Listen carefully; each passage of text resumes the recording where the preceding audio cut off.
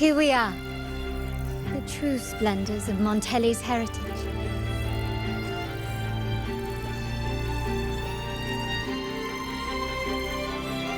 Are these all echoes in the cases?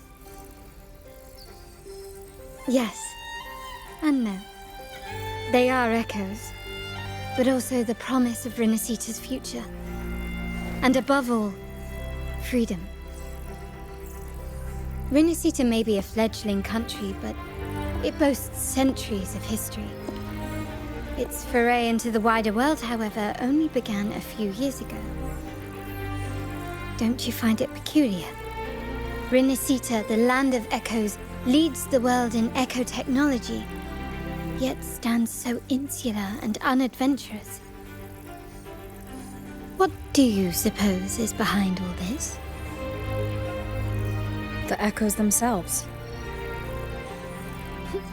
Sharp as always. Renacita's common echoes are bound to Genesis Nexus, making seafaring with them almost impossible. But their power is essential for dealing with tacit discords and other threats at sea. You could say the reliance on common echoes has shackled our ambitions to venture beyond our borders. To break these shackles, the Montelli family has invested in reserved terminals. It's not about short-term benefits, but the future for the whole of Raguna.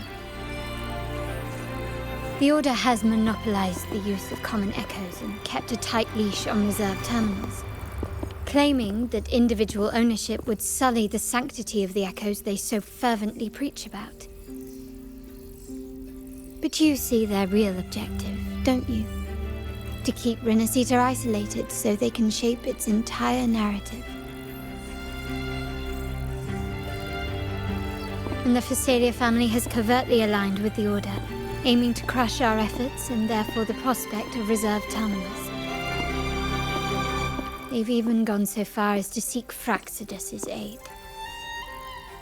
Such is the reality of the Land of Echoes. Whoever controls the Echoes controls Renacita. My forebears began collecting these echoes long before the vault existed, when the Montelli family was nothing more than a third-rate house ridiculed for its adventurous spirit. They ventured out to sea for trades and got their hands on terminals of the most basic model. From there, they've been tirelessly collecting echoes and advancing the technology. Brick by brick, they built this enterprise that you see today. You're probably wondering how this relates to the Vitrium Dancer. Well, the one that came to you at the Carnival rehearsal is among our family's earliest echoes. As both the first Vitrium Dancer and the prototype for the frequency tuning of all subsequent models, its value is truly unparalleled. It was never meant to be deployed, and should have been preserved here in a case forever. But somehow, it found its way to the Carnival, just to meet you. So, you're saying... This is no coincidence. I can only assume it was the design of Sentinel Imperator.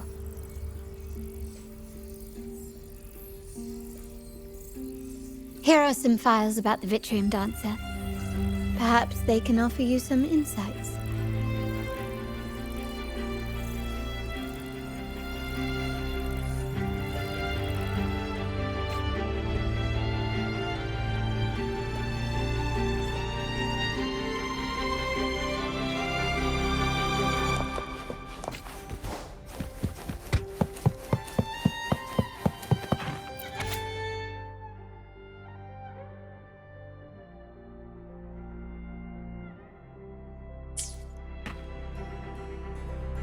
I trust you've read the files.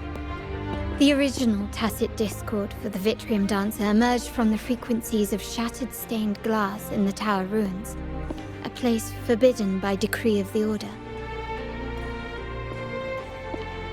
Before the Codex era, those stained glass windows were used to depict the tales of the Sentinel.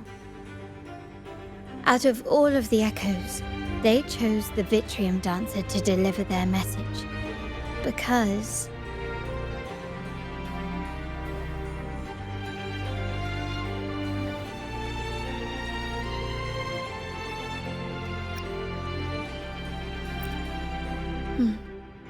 My thoughts exactly. The Order's secrets must somehow be connected to the Sentinel's fate.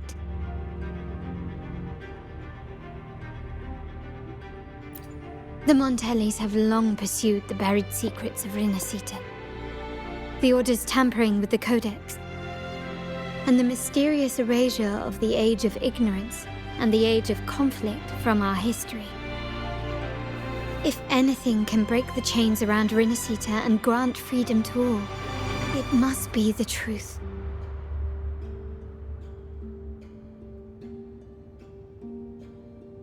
And the quest for this truth is also part of our endeavor to restore connection with the wider world. Well, that's all I have to offer. Did you want to visit the ruins? Though I'm not sure what there is to uncover.